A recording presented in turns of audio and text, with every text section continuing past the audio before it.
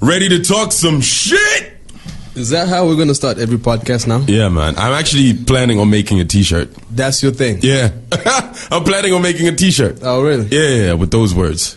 Ready to talk some shit. Ready to talk some shit. Okay. Yeah. That's how that's gonna be a top selling t-shirt. Okay. You know, I'm in a good mood today. Mood today. Hey man, I'm putting this in the universe. Doesn't matter what you say, bro. Yeah, I'm in a good mood today, so I'll let that slide. It's fine. Let that slide. Yo man, episode 7 was amazing. Episode 7 was absolutely epic. I have to say that's probably our best episode. It's up there for me. Oh yeah, yeah, for me. I really. Which don't one's know. your favorite so far? I really don't know. I mean, they're all dope. They're all like, dope.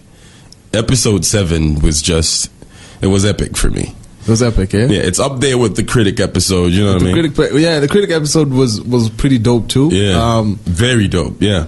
The second episode was dope too. What did we talk about in the second episode? Was that the Hangover? Was which one? Episode 3? Hangover was episode 3. That was a bad one. All right. Episode 2 was the ACL one. With the ACL artwork. Yeah. Give us our money back. That was a dope one too. Yeah, that was dope. Yeah. And I also loved the Dora the Explorer, man. That was pretty dope. That was pretty fire. Pretty dope. Yeah, so episode 7, we had a great time. We had an absolutely awesome time. Yeah, we had so many topics that we covered, and we will talk about responses and all of that. That's coming up on the show. Yeah, but in the meantime, remember that you can subscribe to the podcast on Apple Podcasts, Google Podcasts. We have it up on YouTube as well. Yes. SoundCloud, that's our base right there. And I did like a Google search, and it's crazy how we're getting listens from places we don't even know about. Yeah. There's this app called Castbox. It's like a fairly new podcast platform, and we've been getting a lot of plays there. There you go. Yeah. There you go. So those were like uncounted plays, so we can add those to our numbers. It's absolutely amazing. And then we are in the Stitcher now. You can get the podcast in Stitcher. And we got word back from TuneIn. They said they're having some issues with getting like the RSS feeds from SoundCloud are a bit. They're having a bit of a problem, but they're resolving it. So once they do that, the podcast will be available in TuneIn as well. Awesome. So global, baby. We're everywhere. Global. Everywhere you go, we are like MTN. And we have a WhatsApp group now. Yeah. I mean, if you want to be part of that, keep in mind, this is all about raw conversations. All right? All about raw conversations. So if you want to rebuttal some of the stuff we talk about. Or with like-minded people. You know what I mean? It's all about the podcast. Some of the things that we're talking about. We've had some pretty dope conversations already. Yeah. It's just going good in there, man. It's absolutely awesome. And, I like it. I like it. It's what I expected it to be. Yeah. That it's taking the direction that I imagined in my head. So it's absolutely awesome. Love it. Yeah, just waiting for the first person to promote their song in the WhatsApp group. There's always one of those. Trust me. That's how I thought about it. I got the link and I was like, should I put this up on my Facebook? Because Facebook has got the most irrelevant. I was like, crazy people. I was like, nah, man, let me just take it to Twitter. Yeah, it's all good. I'll just take it to Twitter. Why is there a difference in the type of people? Like Twitter has a different crowd, and Facebook has its own little thing going on. Kuna kwa. Oh no, you didn't just do that. Gary actually. Oh shit! Gary is the one who calls. Shots fired. Oh damn. Okay. Yeah. There was some time, this is some time back, when Kuna Kwa actually came out. That song is by Danny. Yeah. When Kuna Kwa came out, I was looking for a way to define, it's like, there's a difference between being on Twitter and being on Facebook. And I was trying to find the words, and he was like, it's basically kind of like Kuna Kwa. Yeah. And, Kwa is Kwa Facebook. Twitter is cool. You know what I mean?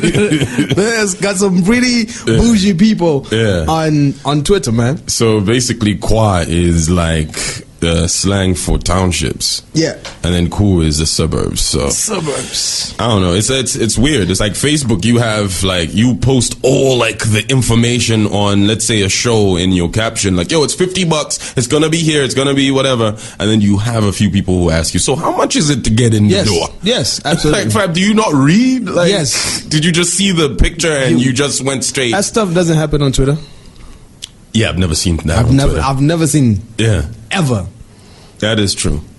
It's weird how that. I just don't. It's like I know there's some people on Twitter and Facebook. I'm on Twitter and Facebook, but what I post on Twitter, what I post on Facebook is totally different. Every time I post on Facebook is usually work related. Yeah.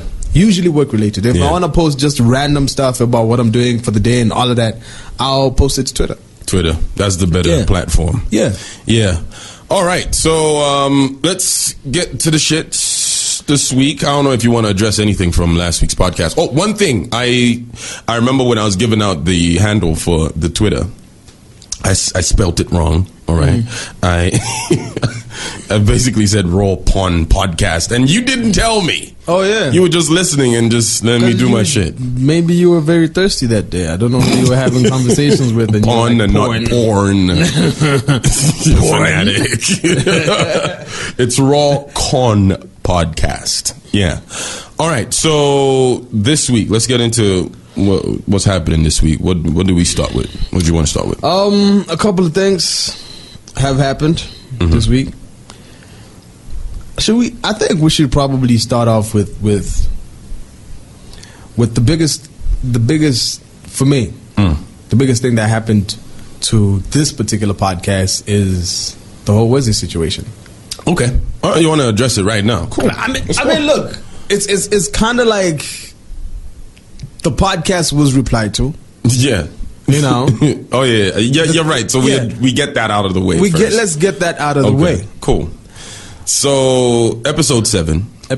We talked about Wesley, Zambian singer Wesley, coming out and defending why she. How do I put this? Because I think it's more than flip flops. It's just more. It's just about her image. Basically, she says she's not gonna dress up fancy for anyone just because she's famous. She's gonna keep it real, you know. Even if it means her going to a radio station in flip flops. Yeah. You know, and we had a few things to say about that. We basically addressed it and said, look, when you're a celebrity, there's certain responsibilities that you have to take up, and it doesn't matter.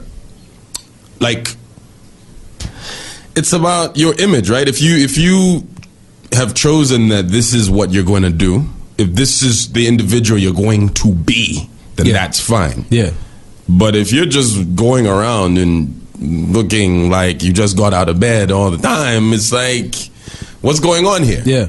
So Wesley wasn't too happy about that. She was upset. Very, very upset. Yeah. Too happy is the understatement of the year. She was upset. She was fuming. She was not happy. So I want to pull up the tweets that she sent out so that we can break it all down. Let's see, where are those tweets? Here they are.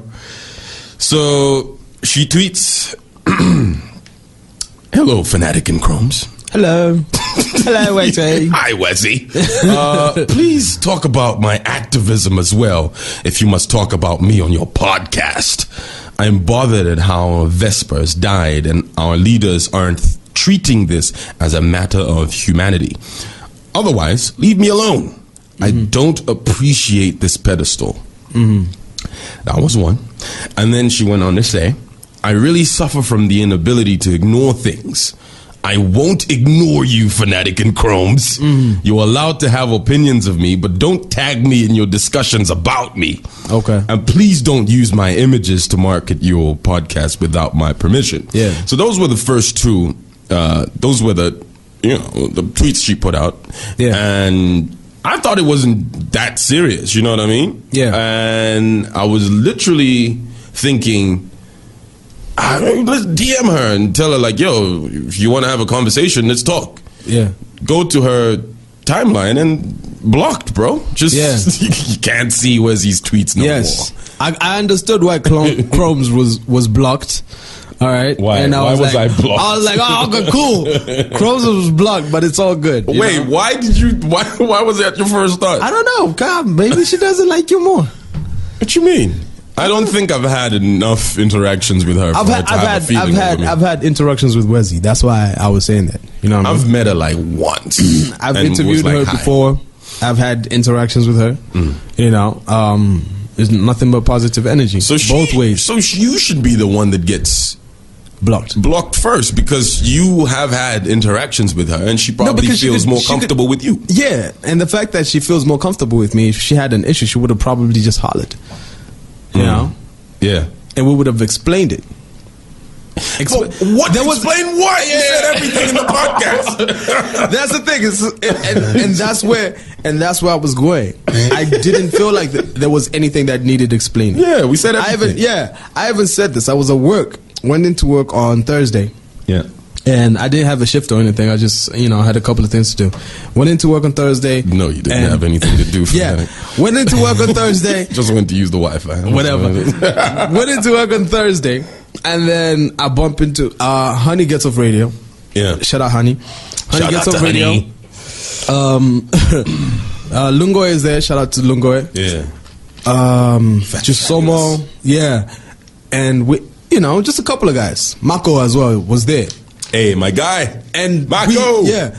So I get that Honey Gets Off the Radio. It's like, yo, you beefing with celebrities. Because this was on Twitter. For everybody to see. Yeah. All right. You beefing with celebrities now. What's happening? Yeah. So she didn't listen to the podcast. So she probably thought we said some really nasty things. Yeah. And we're like, okay, look for the podcast on YouTube, find it, play it, and we started listening to it.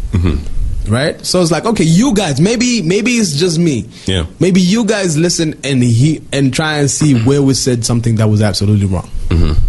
Right? Yeah. We listened to the podcast. We got done with the Wezi bit, and they were like, that's it? That's it? That's all you guys did? And they were like, yeah, that was it. Yeah. And I was sitting there, because sometimes you forget sometimes I forget the... Yeah.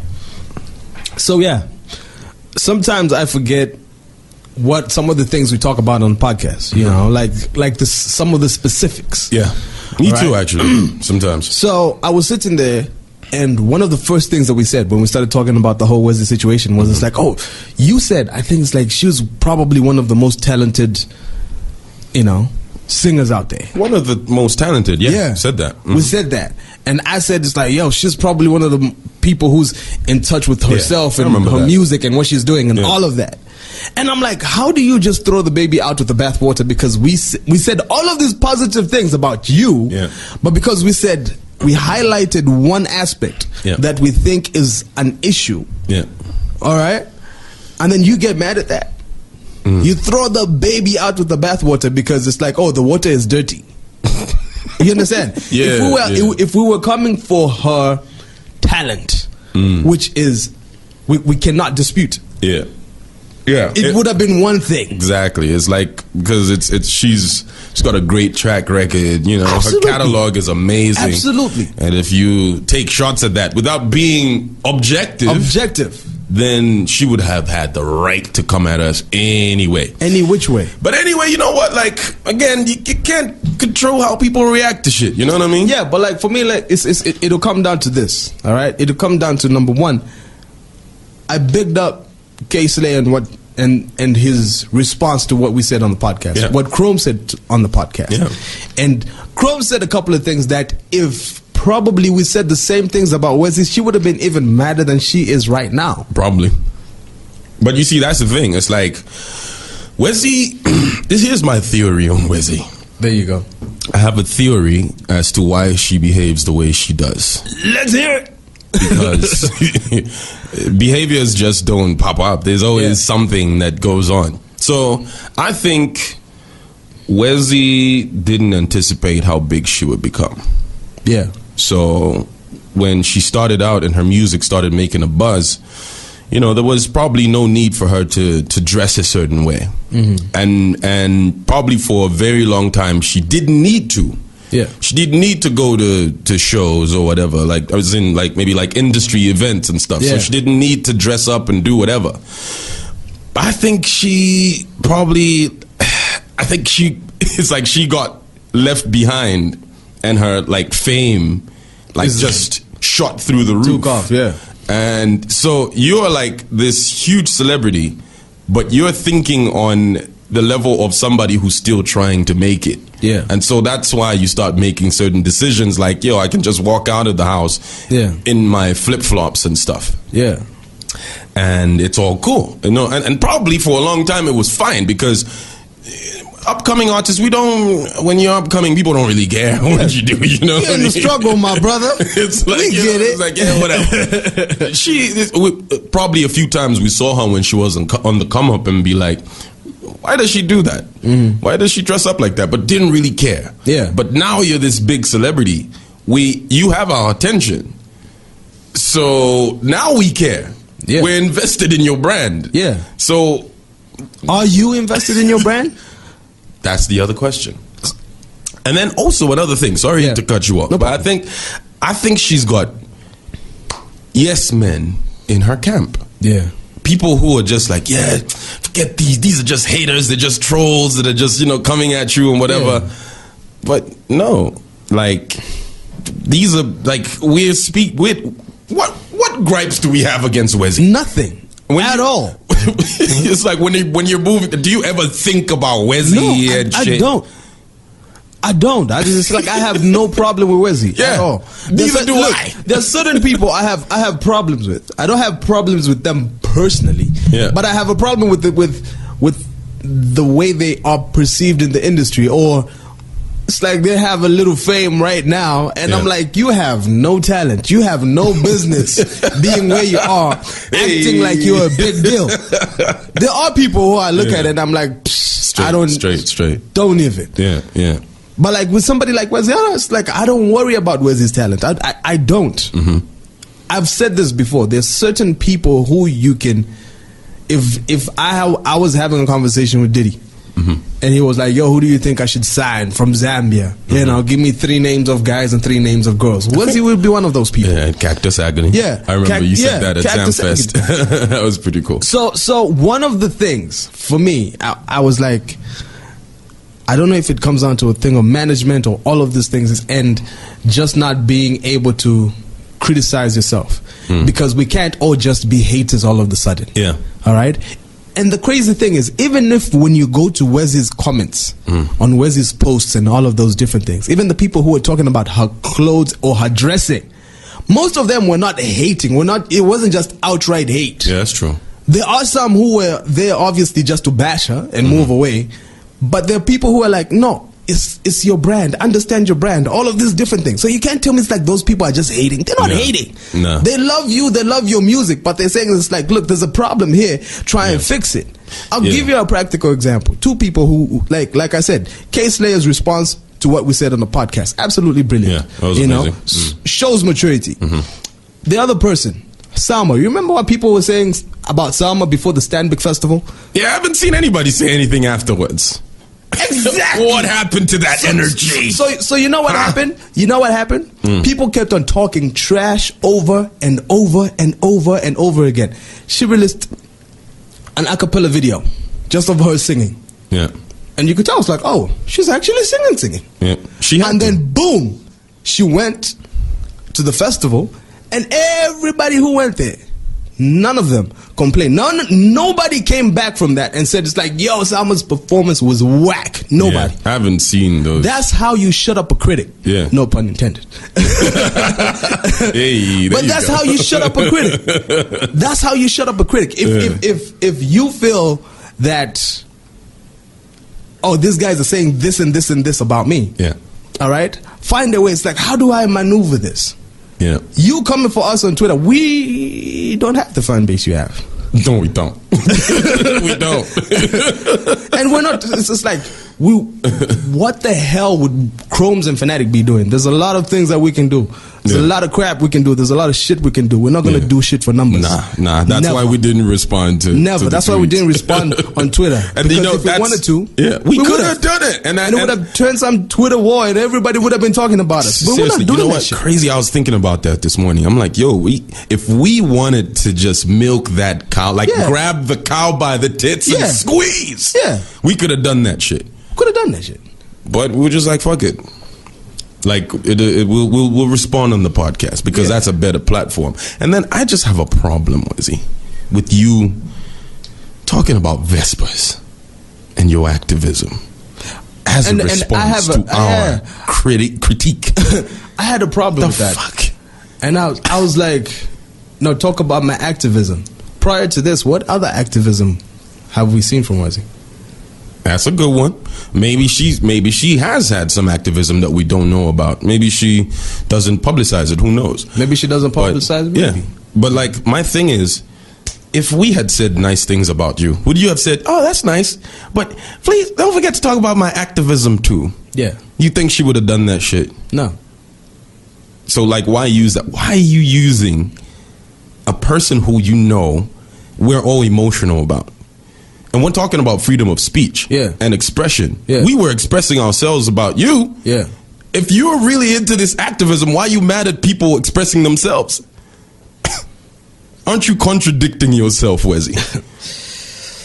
Like, and let me tell you one thing. Nobody in this industry will tell Fanatik and I what we can and we can't say. Nobody. No one. Okay, Wezzy, you will not tell us what to say. That's not happening. And this is a message to anybody in the industry. I'm saying it right now. None of you niggas can tell us what to say on this platform. Because the thing is, we're being very objective. Listen back to anything that we've said on the podcast. Yeah. We're always objective. Because we're not haters. Not at all. We don't have an ounce of hate in our blood. The thing is, she's getting me mad, right? The thing is, everybody I've bumped into, all right? The people I've bumped into, and everybody was like, "Oh, yo, this Wezzy thing," and they're all like, "It's like, yo, but like, why is she so mad? Why is she so mad? Yeah, she should know. She should know better. She should, you know." Yeah. And the thing is if those people, even the people around you, if they won't tell you, it's like, yo, try and do this and that. Yeah. All right. Yeah. If everyone's saying something, it's time to reflect. It's the time to reflect. You can't just be the one who's right in this whole situation. And let me break it down for you. One of your friends hit me up and they told me that they've tried to get through to you and they just can't. They've tried. One of your friends, I'm not gonna mention their name. Yeah. One of your friends that cares about you, that you love. Because we've been snitching and we don't snitch. Yeah. Your friend hit me up rather, and they were like, "Yo, you guys are right." So your friends agree with us. It's just time for you to sit down and think about what you are doing. You cannot only look good when you hit the stage. Okay? It can't be that way. It can't be that way. Okay? But like we said in the previous podcast, look, if you looking like an ordinary person, whatever, that is who you want to be as an artist, go ahead and do it. Yeah. But make it apparent. Let us know that this is the direction you're taking. Yeah. Don't call us shallow. Oh yeah, there was a DM. Yeah, there was a DM. All right. And we're not gonna get deep into that. We're not gonna get deep into that. But like, look, don't call us shallow. Yeah. Because it's like, oh, you're just like other Zambians who are shallow and everything, you know. And you're shitting on Zambians on top of that. Yeah. My thing was, it's like, if we came out there and said, oh, Wezzy doesn't wear a lot of makeup, she doesn't, you know, put on a lipstick, and she's not wearing minis, she's not sexy enough, you know, then we would just like, oh, it's like we're trying to westernize you and we're shallow and we don't really get what you're trying to do. All right. Look, there was even a girl, it's just like, she's gone and she's in oblivion right about now. Mtinta, you remember Mtinta? Yeah, I remember her. Yeah, she's the Lira wannabe. She wanted to be, she wanted to be just like Lyra, fam.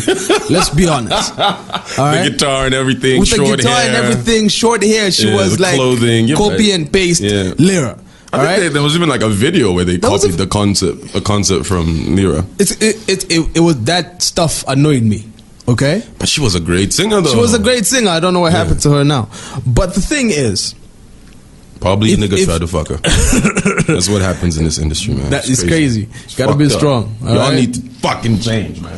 So the thing is, if we were just talking about materialistic, stuff. Yeah. I even gave the example of Miriam Makeba. Yeah. All right, just like be African. Yeah.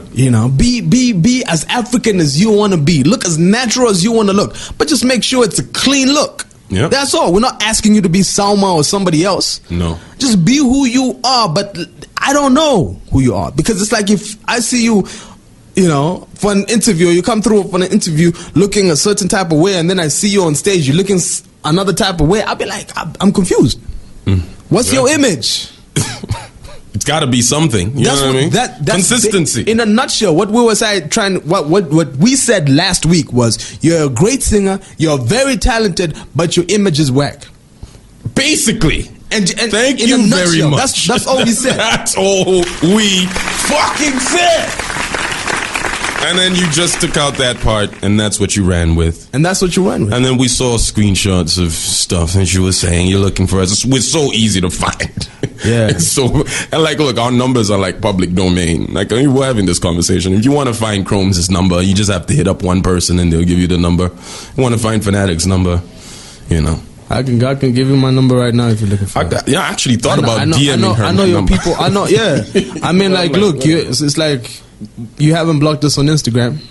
You forgot. You haven't blocked us on Facebook. Please clean up everything. Go ahead and do the rest. We're very easy to find. We can have a conversation with you. Straight. Or you can, do whatever it is that you want to do to us. And you better keep that same energy, by the way. Yeah, keep the same energy when we see you, man. It's just like, and here's the thing, it's like I have no hate towards this person. Neither do I.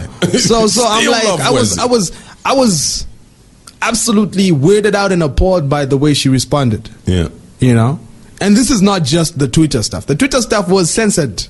Yeah. It's the other stuff that I got mad over. The DMs and the messages. It's like sending people in the industry. God damn. So it's fine. Are you so hurt? It's fine. Oh man, it's fine. All right, man. I'm up for this bullshit. We're over that. All right, yeah.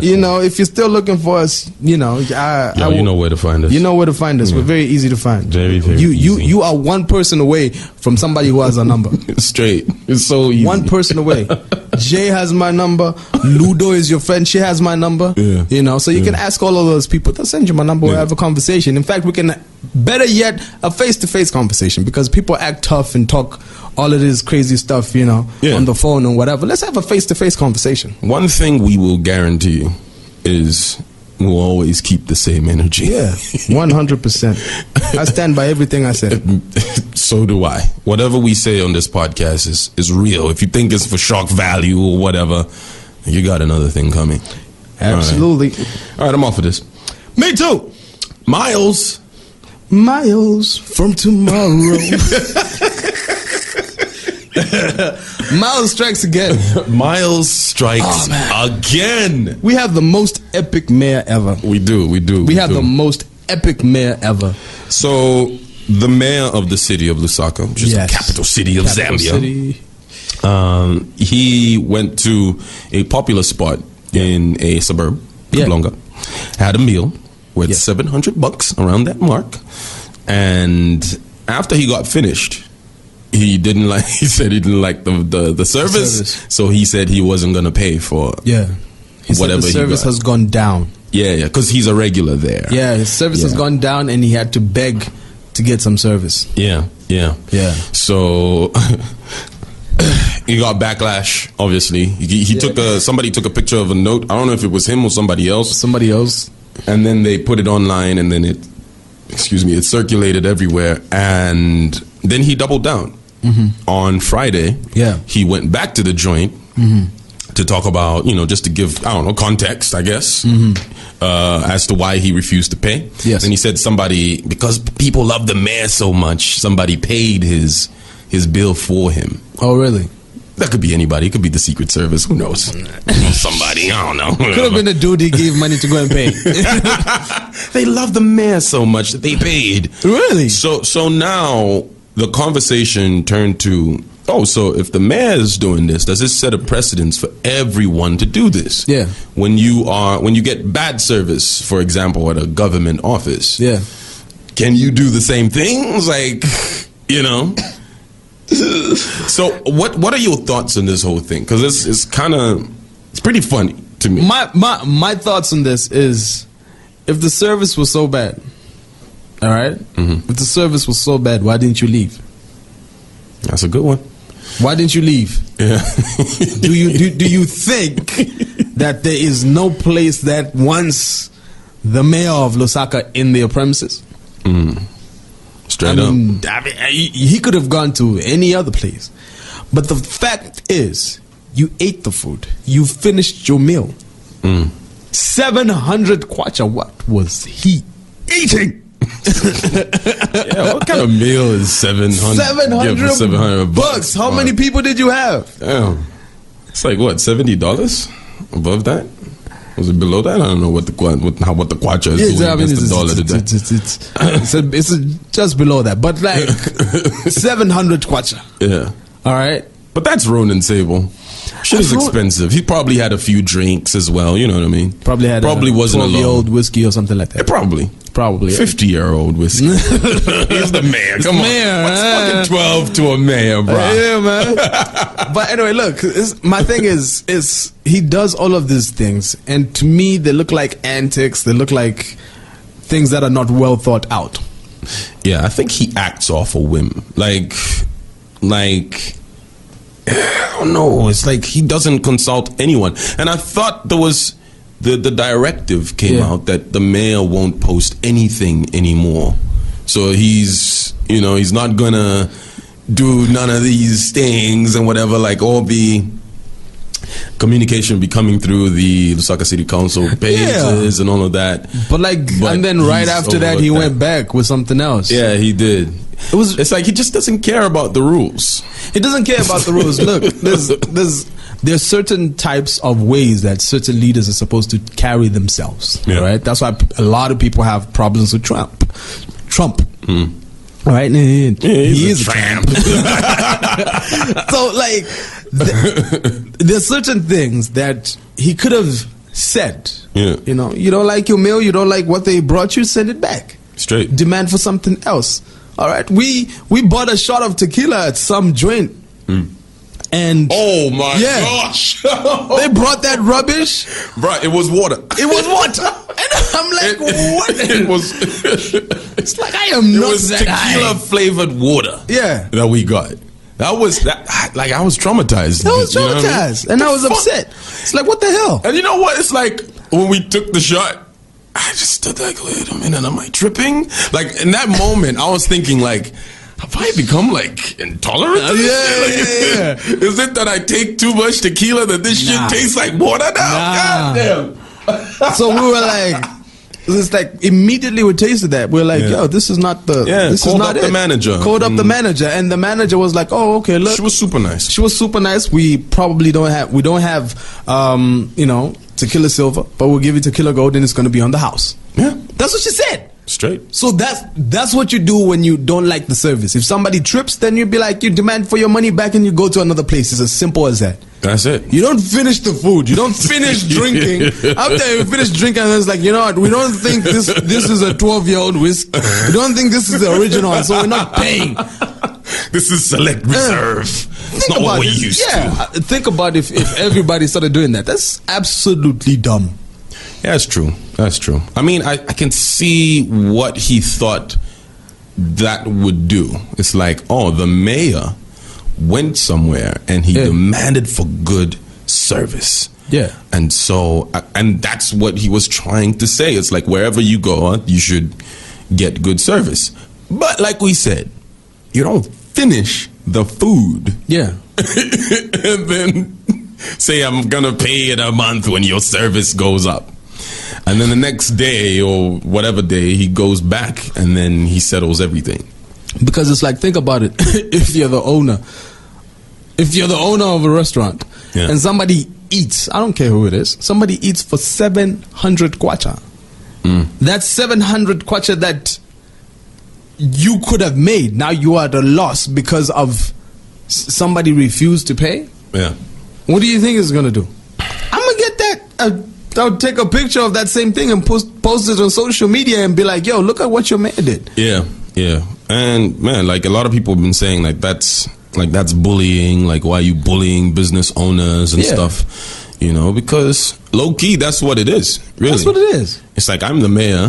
That's what it came off as. It's like, I'm the mayor and I can do whatever the fuck I want to do. I would really like to know what really happened. What really happened? Because sometimes these leaders, when they get into certain positions, keep in mind, he was a minister, and then he left, and then he came back on his knees, literally, and he went down. Yes, on his knees, and probably did more. Yeah, and then after that, he's back in a position of power. All right, back in the position of power. Yeah. And to a certain extent, he probably might have felt entitled. That's something we can't rule out. He could have felt just like, oh no. So it's like, he has a history of that. Yeah. Of feeling like this thing belongs like we should to roll him. out the red carpet for you. Yeah, you're the mayor, but like you're having a private meal. This has got nothing to do, you know. Yeah. You're there as an individual just to have a meal.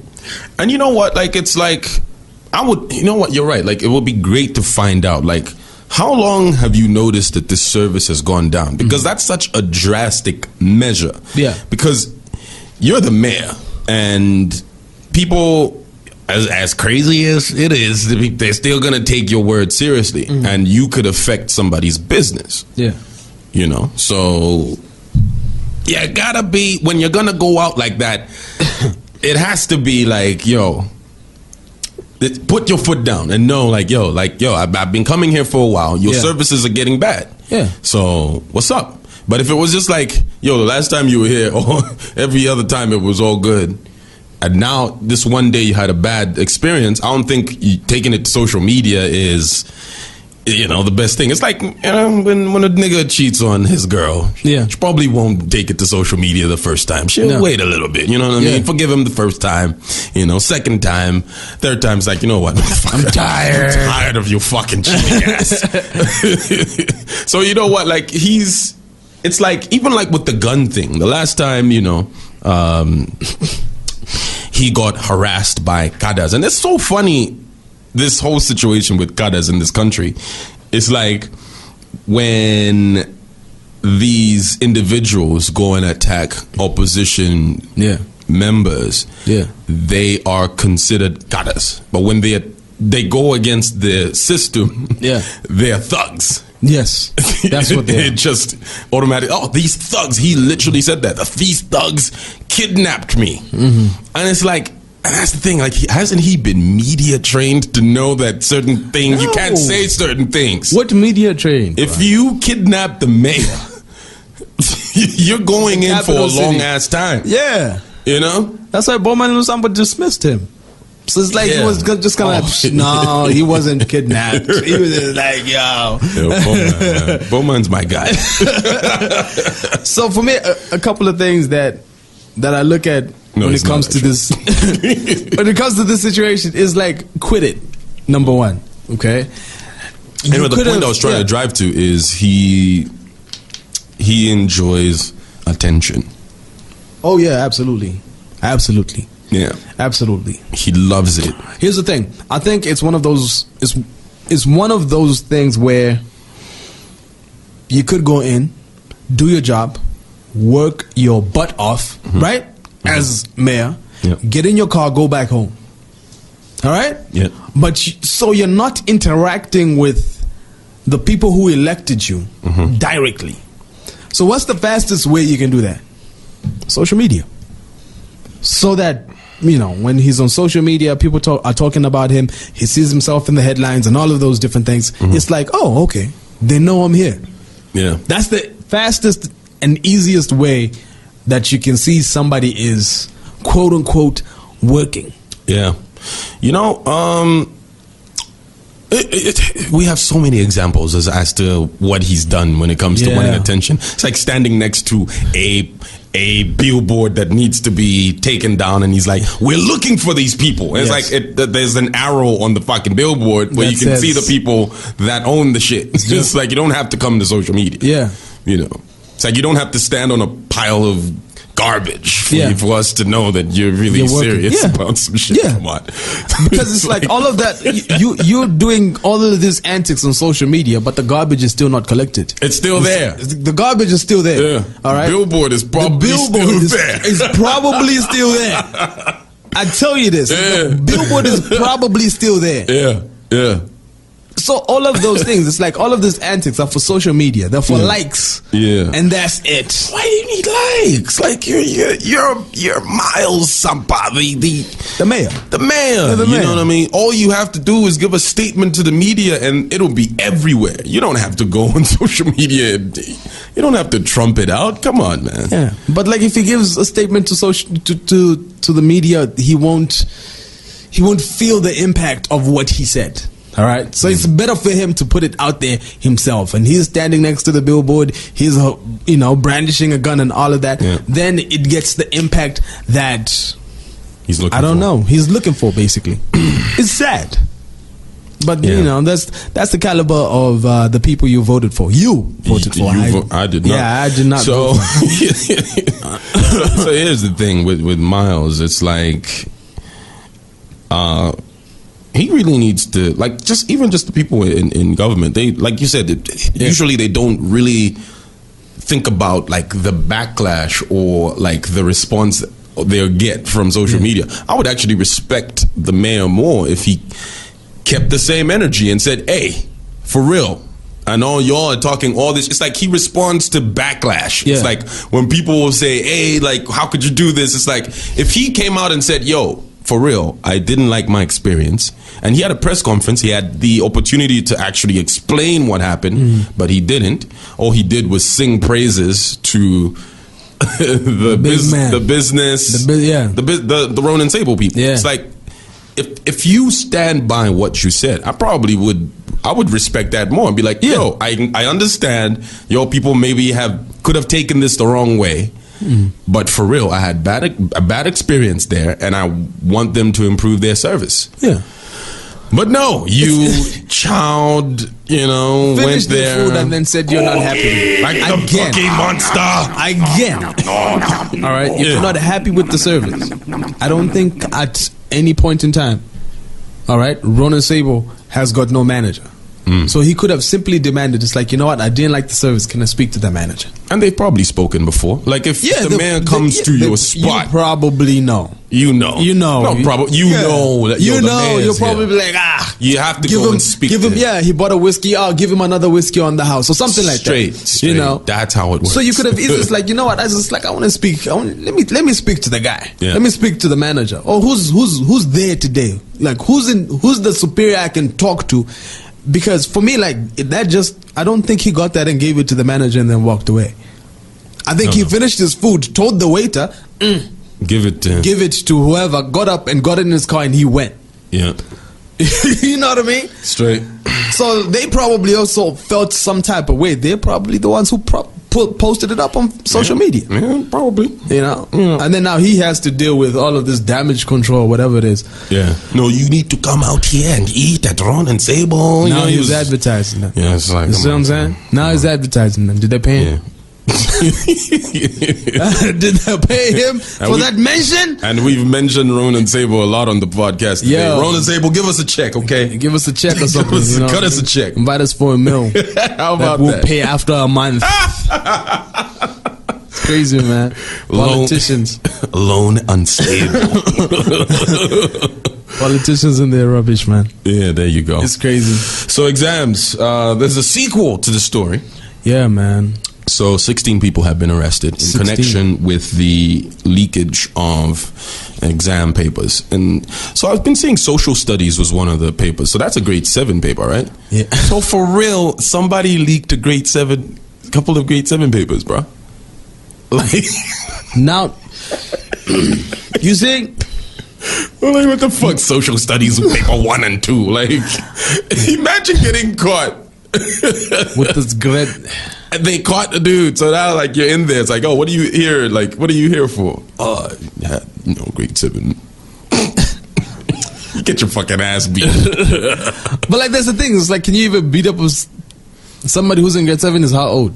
12, 13, 12, around 11, 12. Yeah, around that time. Around that age. Really? If you're giving leakages to people that young, you're fucking trash. That's the thing. Does it come down to probably teachers trying to make money? Because they're not paid well? Because they're not paid well. Because that's no secret. I mean, look, that could be a thing, but I don't think... Because if you're going to leak a grade 7 paper, bro, what are you thinking? You're probably thinking it's like, it's like, oh, get a 50 from 7 students. I'll be good for the weekend. Yeah. What's funny is they actually caught some headmasters as well. It's crazy. But yeah, grade 7, like, I don't understand that. Because, like, grade 7 exams aren't really that important, to be honest. At least in my view. Because if you don't even reach the cutoff point, you could still have afternoon classes and you could do better at grade 9 is the more important one. You know what I mean? It's not that much of a big deal. Like even grade 9, if you're going to school, it's just about your effort. The most important one is grade 12. Yeah. So they caught a bunch of people, Copperbelt, Lusaka, Eastern Province. Now, these are small fish. These people didn't just miraculously happen to have the papers. I thought when we were talking about investigations, they were investigating the Examination Council of Zambia. Yeah. So you're going around catching people with these papers on their phones, on their laptops, or they've got hard copies somewhere. It's like that's small fish. You're not. That's just you. You are. I don't know, not taking care of the source of where the leakage is from. It's like, look, if you don't repair the roof and all you do is mop the water when it rains in your house, you ain't doing shit. You're not doing anything. Those papers didn't just miraculously come from nowhere. It's just like there's big fish somewhere and you're not sniffing there. No. I don't care about these people, these 16 people that were caught. And the thing is, it's like the 16 people is teachers and pupils. Yeah. And I'm like, what are you doing arresting pupils? What are you going to do? Arrested. You've been arrested for what? Leaking a paper. Yeah, I guess. They didn't leak it. They were found with it. And if I remember correctly, the time I was writing my exams is if you're caught with a paper or a leakage or something, I think you're not allowed to write exams for a period of time. I You're don't suspended, know if it was 2 years or 3 years. Yeah. Now think about it. You're in grade 12, and then you have to wait for 3 years. Yeah. To write your paper again. Things change, curriculums change, syllabuses change, and all of those different things. That's punishment enough. That's punishment enough. You're arresting students. It's like, you're not going to arrest students and then what? Huh? Police just out here trying to look like they're working. Y'all ain't doing shit, man. Y'all ain't done shit. I'm not impressed. People are like, oh, the police are working. Like, nah, bro. Like, give us the big fish. Who's the dude at ECZ or the Ministry of Education that was getting these papers and selling them? Find that dude and you solve the problem. Absolutely. Because if that dude is still there, we'll still have the same problem next year. You plug the hole in the roof. Straight. You plug the hole in the roof. That's what you're doing. Right? But right now, all of this, fancy, we arrested 16 people, pupils, out of here with that bullshit. Teachers, and all of that. It's bleh, one of those things, man. We're not too impressed. Nah. All right? I'm not too impressed at all. Nah. So we don't believe you. You need more people. Word to Jigga. Yeah, it's like, come on, man. Like, give us a proper investigation, and also tell us how you found these people. How did you catch them? Like, what mechanisms did you use? That's where also the journalist comes in. You know, that's where the journalist need to start asking questions. It's like, oh, how did you find this people? And then you find that person. It's like, oh, it's Mr. So-and-so. What happened? You know, what's your side of the story, sir? Because all we hear is you got arrested. You know, in the eyes of the public, you're guilty. Yeah. So what's your side of the story? And then he says, it's like, oh, this and this and this and this. Yeah. I got the paper from director Chakuti. Then you're making progress. It's like, look, this is obviously a bit of good news. Obviously, I don't want people to go like, oh, then you didn't care, you don't care about the efforts. It's like, oh, cool, they did that, but like, what are they going to do with the information that they have? Like, and this is probably the end of the investigation. Yeah. Yeah. Because they're like, fuck it. We've given the media something. Yeah. Let's all arrested them. And, you know, it's going to die down. It's going to die down, and these guys will be, you know, will be back doing their thing next year. Come on, man. All right? I mean, it's so crazy that even the Amos Chanda, praise Ed, to the president, you know, was actually talking about it. I was like, oh, really? It's like, oh, no, there will be no sacred cows in the hunting of these people, blah, blah, blah, blah. I saw on Twitter, Laura Mitty was tweeting, I did not hear this myself.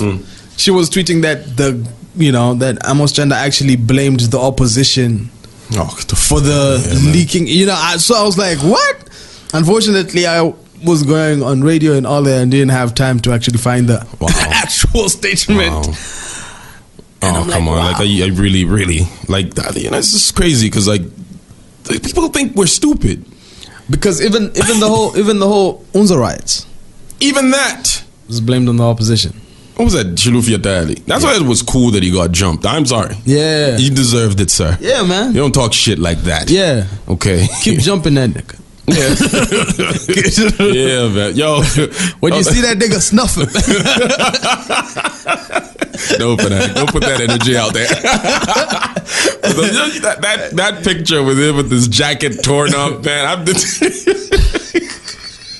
You think he keeps it, somewhere in the room, just to remind himself of that shit? Like, remind yourself of a beatdown. You gotta keep that same energy. Keep in mind, people. It's. I mean, we're getting closer and closer to 2021. Yeah. All right, tensions are getting higher and higher. So it's like right now, it's kind of like, yo, you blood or you crip. You know, are you with us or are you against us? Unfortunately, you can't swing both ways. Yeah. Nah, there's no bisexual here, fam. You have to be one or the other. All right, so you can't ride the fence. Are you opposition or are you with the government? Yeah. State what your claim is, and we will treat you as such. Yeah, unfortunately, and that's what it is. Yeah, that's what that is. That's what it is. All right, so it's crazy, man. We're not impressed. Politicians and their nonsense. And speaking of politicians and their nonsense, you saw the South African Home Affairs Minister. Is that sex tape good? Have you seen it? I didn't see a sex tape. What did you see? He was basically doing it was a jerk tape? Was it like a Zulu? Bread of Life Elder 2.0. Wait, it was jerking off? This is the exact same thing that the Bread of Life Elder was doing, just playing with his junk, but like he was a little bit more graphic because he was obviously sending it to somebody, and he said, and I quote, "Imagine this in your mouth."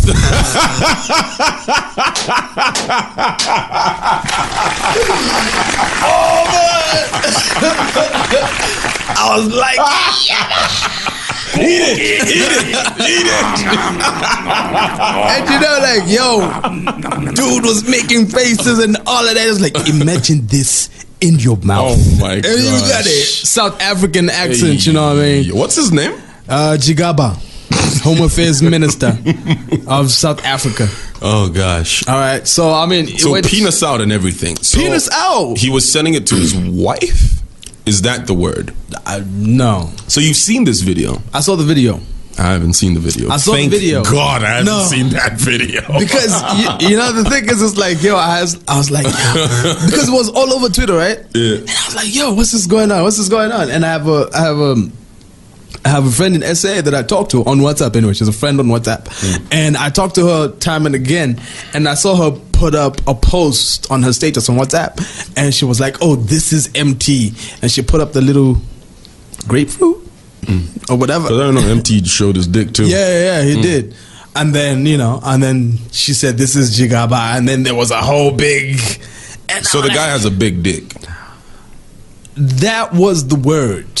What, you've seen the video, sir? Don't feel uncomfortable by talking about another nigga's junk. Yes, here's the thing. Like the video was. It's like, cool, bruh. The video, it's just like, this is content. It's like, I gotta do this. I gotta take one for the team. You have to. Bro. I have to. I didn't see the video. Yeah, because I had to ask Lungoy for it because she put up a status of course, Lungoy will have that pic, that video.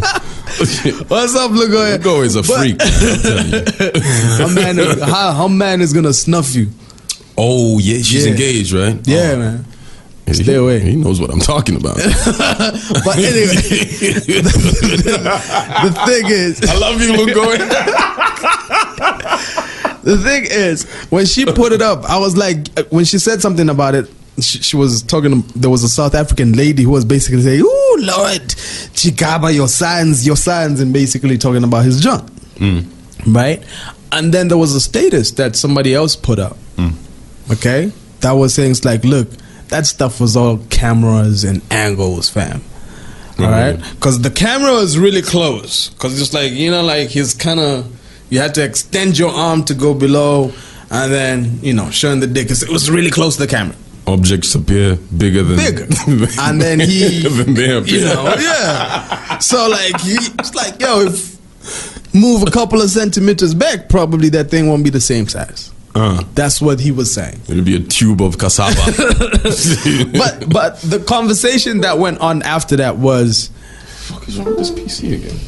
Yeah, you're saying, sorry. The conversation that came up after that, especially in South Africa, is, yo, that stuff was in his phone. All right. Should the personal lives of politicians affect us, or affect the office?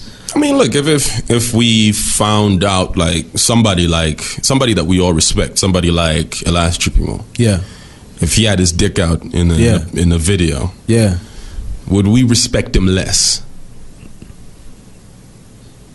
If we found out that, yo, this man talks dirty, who doesn't talk dirty, man? It's like, Chipimo doesn't look like he talks dirty though. He probably speaks. He just probably talks dirty in like Harvard, language. I don't know. Like, I like your measurements. Yo, like there's some politicians you can see it's like talking dirty, like Chishimba Kambwele. You can see him talking a whole lot, whole nasty Jimmy M. You can see the nastiness. But like Elias though, I'm just saying, like, I was just giving him as an example of somebody that people respect in society. So if like somebody like him, a video gets leaked of him,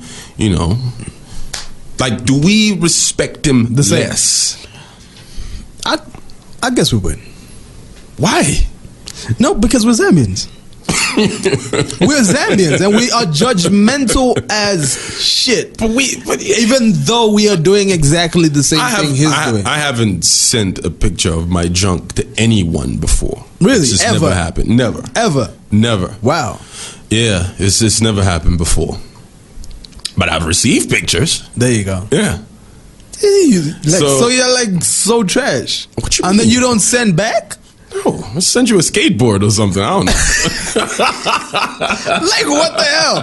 Other the girls who've sent you shit are obviously expecting shit in return. And then what do they say? Hey, man, I'm scared of revenge porn, fam. Like, they can trust me.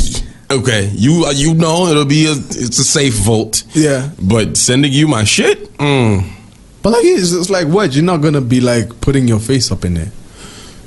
It's just your junk. Yeah, but your name will still be somewhere and somebody can, I mean, you can deny it, but, But then I guess Anyway, back to this whole situation. Anyway, what I was going to say is, yes, I have sent a picture, but you don't see the thing. It's like in the boxers, you know what I mean? Oh, okay. Yeah, that shit. You don't really send the actual thing. You know what I mean? Yeah. When Zikta comes for you, you can be like, yo, but I wasn't showing anything. Yeah. I wasn't showing anything. I was just taking a picture of my boxer. So you think if Elias Chipimo, who has the Twitter vote right now, example, if that video came out, he wouldn't get the same respect as before. I think it's just about what the person does after the video comes out. I'm thinking, like, what do you do? What's your damage control? My thing is knowing Zambians, and I'm speaking as the Zambian mind state. Yeah. All right, knowing Zambians and knowing how petty Zambians are. Yeah. I'm not saying that would be a petty issue, but like knowing how petty we can get. Yeah. we wouldn't take that thing lightly. We would, be like, how can this be our leader? All of those different things. This is a Christian nation. People are very quick to whip that one out. Yeah. They'll quote Bible verses on you. Whip that one out. Yeah. They're very quick to whip that one out. And really, the thing is, for me, the way I know Zambians, the way we've kept Iris in our dialogue for years and years and years, and we keep on wanting to talk about her, and she's doing other things. We could probably do the same thing in a situation like this, especially if somebody as influential as that. I think even people would probably even be hired to, and as far as government machinery is concerned, to probably just put the nail in the coffin and just throw him some more. You know what I mean? I think, I get what you're saying, and you're absolutely right, because we have a judgmental culture. We have this thing where it's like, oh, you want to feel like you're better than someone or some shit. It's almost like when something like that happens, it's like, oh, they're having it real bad, and if you're a bit miserable yourself and you see somebody else going through some worse shit, you're like, oh, really? Then you go in on that person. That's basically what social media is. But I think if he came out and said, yes, that was my penis in the video, I'm sorry, Zambia. It was very hard for me. It's difficult times, but hey, if he owned up to it, I feel like people would forgive him. I think so, because because we have what the culture that we have here is like most times our leaders don't take responsibility for their actions, because people worry about, they only care about something for a minute, and then the next thing they forget about it and they move on to the next thing. Yeah. Wait for the next trend or whatever. But when it comes to sex, it's a little bit different. People are probably gonna be like, it's like people in Zambia are more comfortable you stealing their money than you having a sex tape. They would rather you steal their money than look immoral. Look immoral doesn't mean you're immoral. You slept up once. They would rather vote for the person who steals their money consistently.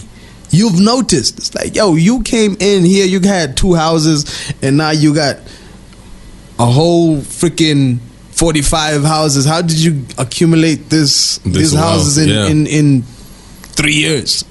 How did you do that? Exactly. All right? But they'll be fine with that. They'll be like, he's the president, Kylie, or whatever it is. So you don't think any amount of damage control when it comes to sexual things? Yeah. Nah, man. Like, it's crazy. How did Bobby East survive? Because it's Bobby East. His image. What do you mean? Because his image is... Bobby East's image is... No, I'm talking about then. And not now. Like, now he even raps about it in his verses and shit. Yeah, like, for me, I feel like even then, people were like, oh, all of these different things, said a lot of things. Okay? But it wasn't entirely negative, because even the people who saw the video, or who people who saw the video, it's mostly our generation. Yeah. It wasn't like some 50-year-old man who listens to Bobby East. You understand what I'm saying? So, and that's a good point, right? Yeah. Now, we look at the statistics in Zambia with the census. Like, the people that decide the vote, are the youth. Yeah. People like you and me. Yeah. When we go out in numbers and we choose one person and we all go out, no apathy, no social media activism, and that's where it ends. You actually go out and do something. We change the vote. So if we are the ones who are deciding, we could would probably, that give him a chance? That wouldn't give him a chance to win? I don't think that would give him a chance. You know why? Because it's not part of our generation. Bobby East was one of our niggas. So it was one of those. Bobby East was one of our guys. It's like, yo, probably the chick is just salty. Maybe she's the one who leaked it or whatever it is. Yeah. Whatever the situation was, you know.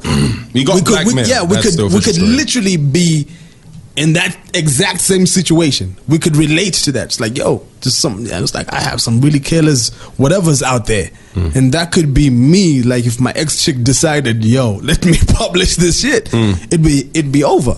You know? So what about people like Mainga then? He's like a socialite now. Yeah, he is. He's got money though. Chipimo's got money. Yeah, but he's got money. And the thing is, again, kind of like Mainga. Mainga is one of us. He's an old ass dude, bro. Isn't he's like an old ass dude, but like you go to jazz, you will find him at jazz. So we only are forgiving to people who that are like in our circle. He's in our circle. He's not in Elias Chipimo's circle.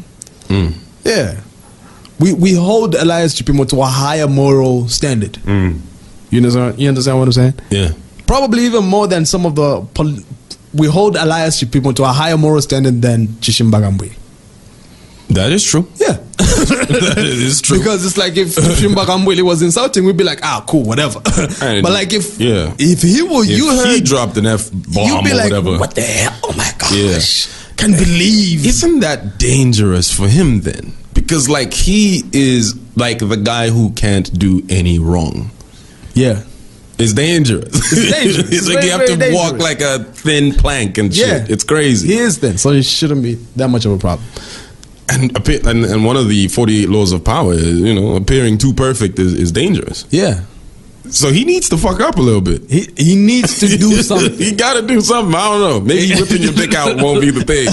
But it has to be something. Yeah, he needs to do something because then it makes him a little bit more relatable to, And maybe that's one of the reasons why he lost. The Jeroboams and all of that. The people, they don't really, respect the whole squeaky clean. Yeah. Whatever. They want you to go a little bit. Yeah, they want you to be a little bit just like, hey, finish all that stuff. Hey, when you shoot, like, you speak like us, you speak like us, and all of that, So it makes him more relatable. He should probably just go vice president who's like that, a vice president who's not squeaky clean. Wow, you should get a vice president who's not squeaky clean. I'm telling you, to balance it out. Yeah, that could work. So basically, you're saying personal lives do matter. It does. Politicians like the way we perceive them. So Jigaba should lose his job. I don't think he will. He probably won't, but should he? Won't. No, I don't think a dick. I'm not bothered by it. You know what I mean? Yeah, I don't think a lot of it's like, look, a lot of South Africans are also not bothered by it. You know what I mean? They'll talk about it. They've talked about it and all of that. He claims his phone was hacked. People have said just like, nah, you were not hacked, fam.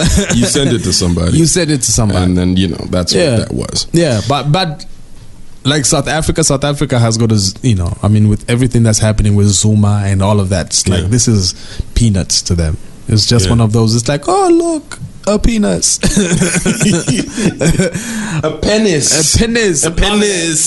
So yeah, man. In similar lines of people showing their dicks and whatever. Chela Tukuta, photographer dude. Yeah.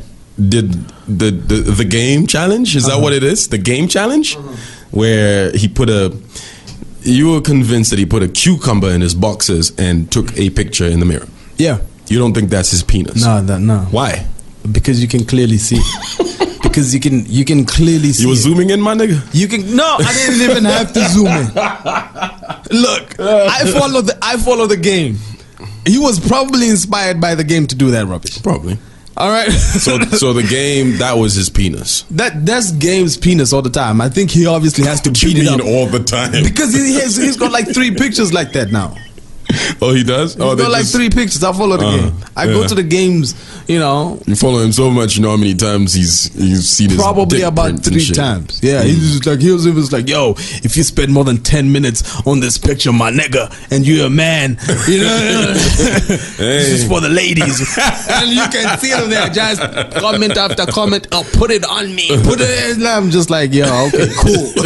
T-Pain said something very interesting. It was like, you know, as a man, you're allowed like 1 strike with like, what was it? What were they talking about? They were talking about somebody who I think like their dick got shown. Yeah. I think they were talking about Ray J's penis. Oh, there it's like you're allowed to compliment a dude's junk like once. When you continue, it's like, my guy, like, are you that's trying to say something that you're not saying? That's true. That's true. Because you can't just like, yo, did you see the game? Be like, it's like, fam.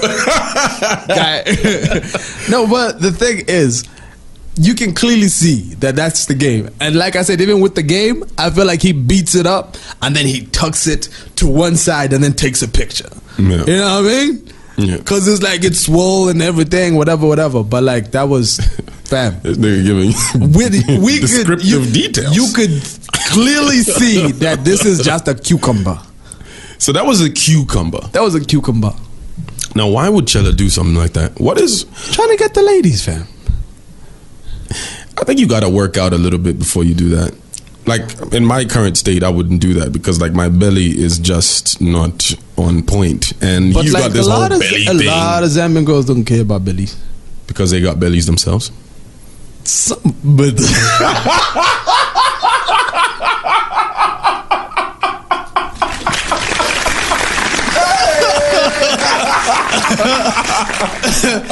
Crows is trying to catch me. Hey, wow, man! I saw your eyes light up, my nigga. Fuck. Yo, look, it finally happened, ladies and gentlemen. Round of applause for Fanatik. Hey, he's been wanting to release that smoke for a while now. The official statement from Fanatik. So Fanatic Loghead. This is my official statement is, as a country, I believe we all just need to work out and for a healthier and happier Zambia. You know, that's my official statement. I'm not saying shit after that. I'm done. Anyway, look. Yeah. So back to this dude. I don't even know why people care about this dude anymore, because when he did the BET thing where he said he had been invited to take pictures at the recent BET Awards, and it was revealed that another photographer said, yo, he was trying to make it a big deal, like, yo, I'm going to take pictures at the BET Awards. Fuck all of you photographers here, you're not on my level. That was basically his message. Yeah. Then it came out that was a spam email. It went around to a whole bunch of photographers, not only in Zambia. Like, people in SA got that email. Namibia, all these places, they got that email. Yeah. So he just kept it going. Yeah. Like, this shit is really happening. So after the BETs, he posted a picture of DJ Khaled with his wife and his kid Assad, and it's like, yeah, levels, we're out here doing shit. And then it was a stock image. Yeah, somebody else had taken that picture, and he pretended like he actually took the picture. And then even after he got called out, he was like, fuck you niggas. Like, basically he was like, yeah, I'm moving to Nigeria because people over there appreciate me more, or some shit. It's like, nah, my nigga, you just got called out. Yeah. So after those antics, I was just like, fuck this dude. Yeah. Honestly. I don't give a fuck what he does. So when this shit came out on the radar and people are going on about it, I'm like, yo, did you see that this guy doesn't really, he thinks of himself as above everyone in his craft. I don't care how good you are in what you do. You can't come off like that. No. You know, you could know that you're the best in your field, but when you're going around acting like you're the only one that does the right thing, when there's other people in this industry who do a good job, like Tony. Yeah, big shout out. Shout out to Harty. Yeah. Shout out to people. Fortress Media. All those people that like there's people doing their thing out here, bro. Like, what the fuck?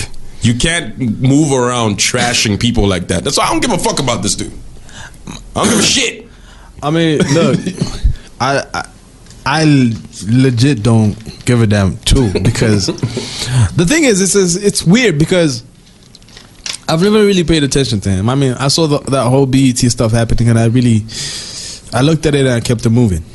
That was trash. And I looked at this as well, and I looked at it and kept it moving. I'll be like, yo. Yeah, we just exchanged like 2 messages and we're like, I just remembered it now because we talk about shit like that. You know, one thing I've never been desperate for is attention.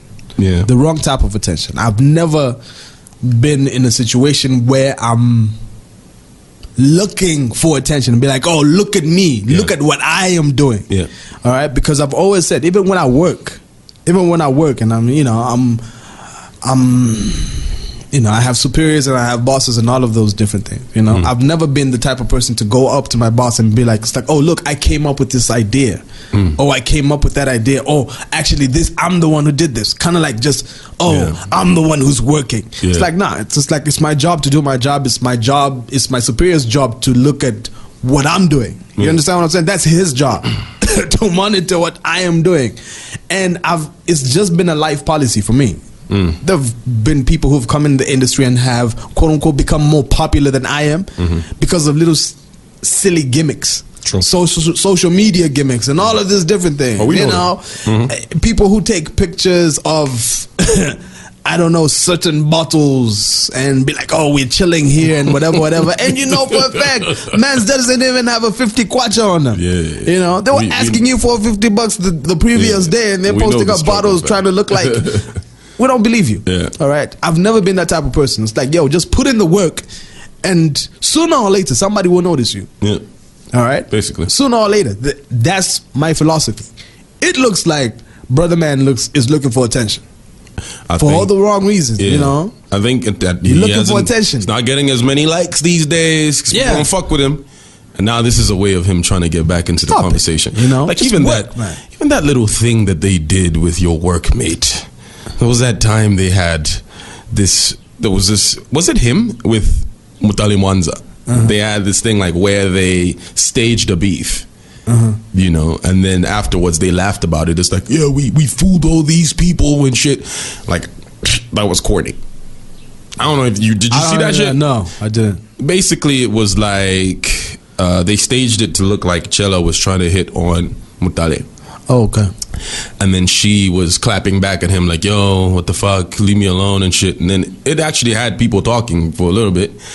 And then when they came out and said it wasn't like for real, it was like, for what though? To what end? You know, that was corny as fuck. Look, they didn't need to do that. Yeah, I'm 33 right now. All right, everything. My philosophy on life right now is bottom line. What's the bottom line? Yeah. Fanatik. What are you trying to achieve? Yeah, we're gonna go to this place. It's like, okay, to do what? Whatever it is, like, no, the thing is, this is going to be like a good for your career. It's like, no, what's the bottom line? Straight. All right, that's how I analyze stuff right now. Okay. Yeah. Everything is it's like everything that you do has to have a reason and a purpose. If you don't figure out what's the reason and the purpose, it's like, oh, we're just gonna do it. We're gonna see where it goes. It's like, I'm not interested. It's like certain things are just like with the same Mutale and Chella thing. It's like they're very popular people, and even at the time, like there was no need for them to do something like that. Yeah, I was just like, why? To what end? I don't know. Likes? Maybe shares, my nigga. I don't know, man. Got nothing but love for them, but I mean, for Mutale.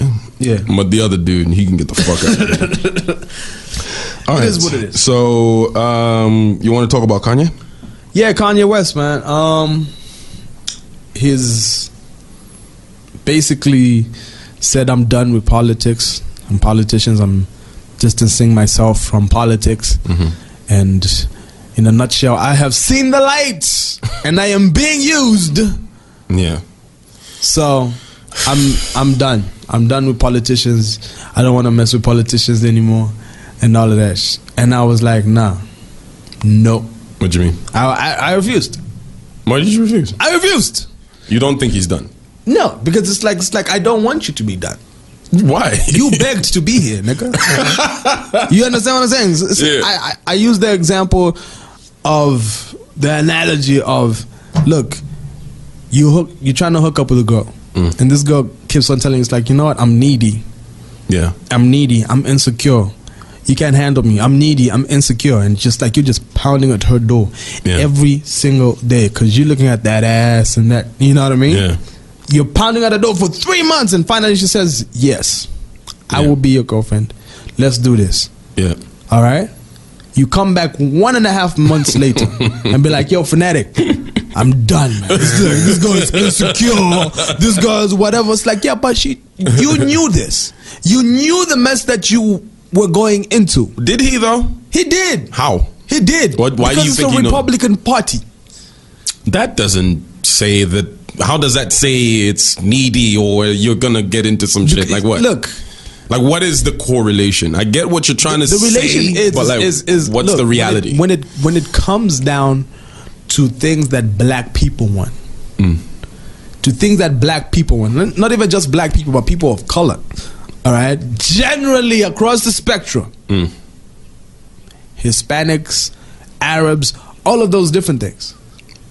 The Republican Party is a right-wing party. It's about Americans. And mostly, to be honest, white Americans. You can make that argument. Yeah, you can definitely make that argument. Yeah. Because they're like, it's like, yo, America for Americans, all of that stuff. The Democrats are like liberal, you know? It's like, oh, look, this person came from India, this person came from whatever, and all of that. And they've made a big success here in the United States. And, America is the land of dreams, the land of opportunities. All of that. You can do whatever you want. Yeah, they believe it's like it can be inclusive and all of those different things. The Republican Party doesn't want that.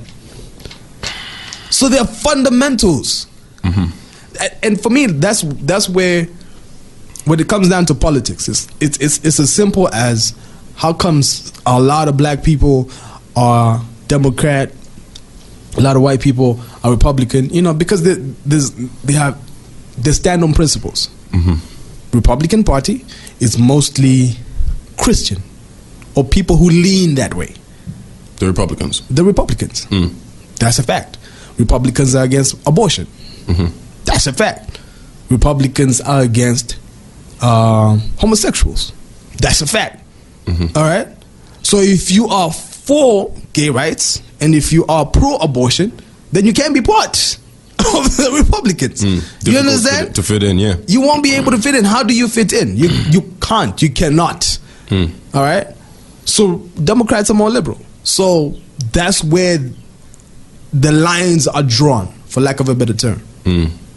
So in Kanye West's mind, it's like, what was he thinking?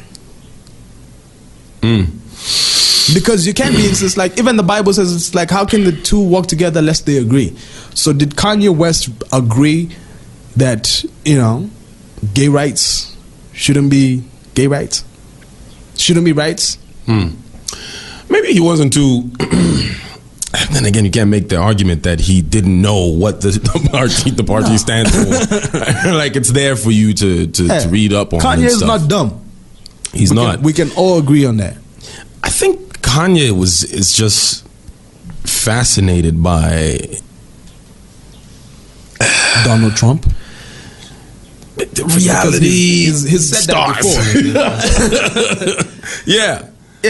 It's like he said that before, because you remember when during the Charlemagne interview, when Charlemagne asked him about, it's like, why are you talking about Trump like this? It was like, look, I announced I wanted to run for president and people bashed me, and then this person who is not a politician, has never been in politics, he comes in and he just changes the rules of engagement. He changes everything. He basically Kanye Wested. Yeah. He doesn't sound presidential. He doesn't look presidential. He says a whole lot of crap and all of that. And he became president. It's sort of, I guess, Kanye. I think Kanye probably saw himself in Trump. Like with what you just explained. In a nutshell, that's what he said. Yeah. It's like when he was starting out, they told him he couldn't rap because he's a producer. And that was a thing from back in the day. Not a lot of producers could, like, even when they tried to rap, it was like, nah. Bro, we just want to hear your beats. We want to hear your beats. Nah, that's it. You don't need to rap. So I guess he saw himself in that. And I think in the process, he probably got caught up in the hype. Yeah, that, and just overlooked because politics is so vast. Yeah. You know, like, and every country obviously has its own culture, and like you say, like that whole Democrats and Republican thing, where like these are the things that we stand for, and if you don't believe in this, you don't fit in that. Like that is crazy to me. Like, why not just vote? Why can't it just be a system of who's saying the right things? Because like at the end of the day, if you are a Democrat, you are supposed to always be in that line, no matter the person that gets onto the main stage. Exactly. It's like that's who you should vote for. It doesn't matter. Yeah. Like that concept is so weird to me. It's super weird. Like, how does that help anyone? But you know, like, it's weird, but it also it's weird, but it's also beneficial. How? Because people stand on principles. Right? Yeah. Principles. And principles are principles because they do not change. Yeah. It's a principle. All right, sun rises in the east. But you see, that it's kind of crazy because it's like if you are Republican and you like what Clinton was doing, Hillary, you can't. That's crazy that you're controlled by a system. No, here's the thing. It's not being controlled by a system. It's being controlled by principles. There are certain principles. That is the system. That's the mechanism. But like, you know what? Where you have a problem, like even in as far as Zambia is concerned, have you noticed how most of the campaigns are similar? They're similar. When people speak, they speak about the same things almost. It's almost like you guys are saying the same things. That's why we even it's like, yo, UPND, PF, when they were trying to get rid of the MMD, it's like you guys are saying the same things. Why can't you just merge and get these niggas out of here? Yeah. You guys are saying the same things. I don't think a coalition government will ever work in this country. Yeah, but like my thing is, it gets diluted. The message is diluted, so we really don't know what you think.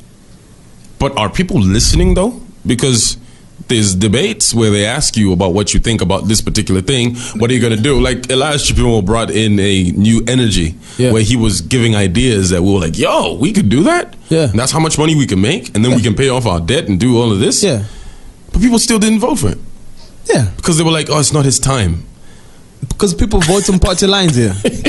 It's almost the same. It's almost the same system, as here we have two big parties. It's almost the same. It's almost the same as the United States. But the thing is, the reason why people in the United States, it's like, okay, you're voting Republican. Why? Yeah. All right. And evangelicals will mostly vote Republican. Why? It's like, because we don't believe in abortion. Why? Because we don't believe marriage between a woman and a woman is legal or is right or is natural. They don't believe that. All right. So those are principles. Yeah. So they're gonna lean towards this guy. Yo, Obama milked that cow dry. Yeah. Even grabbed the tits and squeezed. Even though the guy who's there right now is not the most glamorous, but it's sort of like you've chosen. Yeah. But like here, we really don't know why we're voting for certain people. It's like, why did you vote for EL? Be like, no, because what was the reason people were giving? He's humble. Yeah, there was that. That was the big one. And that was the big one. And I was like, it's like, yes, he's humble, but What else? And how do you know he's humble? Like that's because he cried at the funeral? So for me, we gotta be serious. It's that hectic and it's that crazy. But back to Kanye. Back to Kanye West. He knew what he was getting himself into. He knew exactly what he was getting himself into.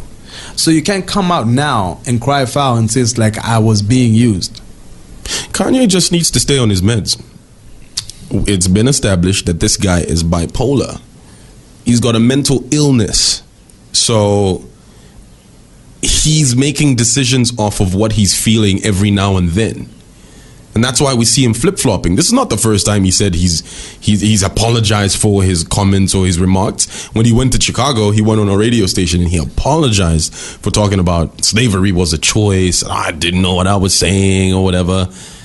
So he's been flip-flopping for a while. And it's, you know, a person who's bipolar basically can't keep the same energy because they're feeling different things all the time.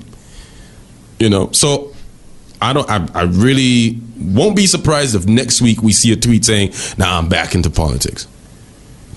I think he just needs to stay on his meds. Yeah. And the crazy thing is, it's so annoying because he's so passionate, or he sounds so passionate when he's talking about things, you know. And I actually think he believes what he's saying. Yeah. I think he believes what he's saying when he says it. America Great Again makes me feel like I'm Superman. And I'm there you go. Really? Something that Trump is doing is making you feel like you're Superman? In that moment, he feels that way, and that's how it's going. But that's the way his mind is working at that particular time. Yeah. And this also goes back to our conversation about mental health on the last podcast. It's like you need to take care of the waves in your brain. Like, read up on depression, stress, like all of these things, you know, like. I think for the most part, I think a lot of people are depressed and they don't know. Yeah, absolutely. It's like you're probably having these mood swings. You're feeling this way, then that way, and all of this. And then you're like, why am I feeling like this? Or like a small thing will trigger you crazy, something that probably never used to bother you some time back. Now you're like, why do I react this way when this thing happens? Yeah. So those little things that you need to pay attention to. It's like Kanye has been showing us signs of, you know, mental illness. And then he actually came out and said, yo, I am bipolar and I'm on meds. But then when he doesn't take his meds, he starts acting out. So he basically needs to stay on his meds all the time. He does. That's what it is. He does. He needs to stay on his meds. Yeah. So because it's like, I think this whole thing was triggered by Candace Owens, the Republican, saying that he designed the logo for Brexit. All right, that Brexit stuff. So basically, a black person telling other black people to leave the Democratic Party. All right, because a lot of black people lean towards the Democrats. Yeah. All right. So that's the whole Brexit thing. And then Candace Owens came out and said, it's like, okay, no, Kanye West did not design this. Basically, she lied. Yeah. Kanye said that he pointed her towards someone that did the designs. Exactly. But she came out and said Kanye did it. A good friend of mine. And so that's where he was like, oh, so you niggas are using me for this. But you didn't know. We could have told you that. We could have told you that a long time ago. Yeah. I mean, Trump has said that, just like, yo, I feel like Kanye is going to be my end with black people. We talked about this on the podcast. Yeah, we did. You know? And it's like, nobody's going to follow you. No black person is going to follow you because of Kanye West. Get out of here. Get out of here. Yeah. But, you know, I sympathize with Kanye because, you know, he's not in his best state of mind. Yeah, and that's affected his music.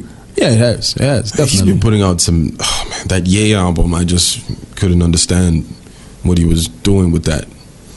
I probably listened to it once and I didn't go back to it, and that's probably the first time that ever happened with a Kanye album. Yeah. I mean, he's all about that work. Maybe the fact that, you know, Africa motherland, the roots.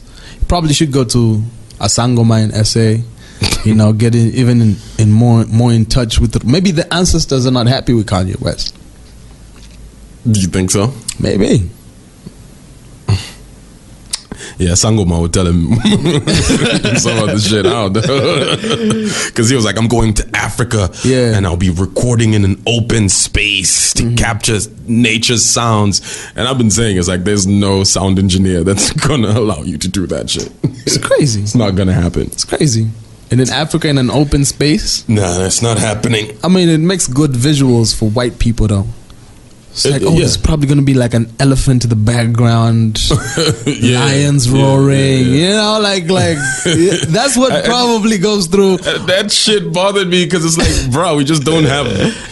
Africa is not a jungle. Like, you're just not going to be like an open, you know, just some space. There's a lot of Americans who are extremely ignorant about Africa. Yeah. Did I ever tell you the story of when Mandela died? I've got a brother in the States. When Mandela died, R.I.P. Yeah, rest in peace to the legendary Madiba. When Mandela died, my brother was sitting at his desk, and somebody from his workplace, a lady from his workplace, went there and told him, "Hey, Martin." It's like, "How you doing?" It's like, "I'm good." I was like, "Okay." "Hey, I heard Mandela died." It's like, "Oh yeah, he passed away." So I was like, "Yeah, so now that Mandela is dead, who's going to be the president of Africa?" He